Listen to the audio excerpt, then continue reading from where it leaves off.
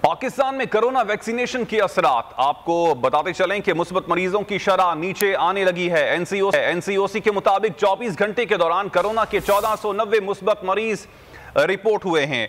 एक दिन में 27 अफराद जान से गए। अमवात की मजमूई तादाद 27,893 हो गई। 3,407 अफराद की हालत तशवीशनाक है। 24 घंटे के दौरान कोरोना मुस्बत मरीज की शरह 2.84% रही।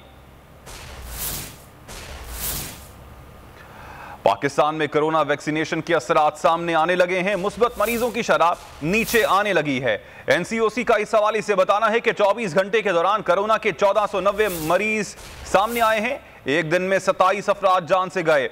अमवात की मजमूई तादाद 27,893 हो गई है।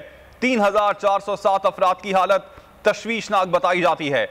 24 घंटे के दौरान कोरोना मुस्बत मरीज की शरह 2.84% रही।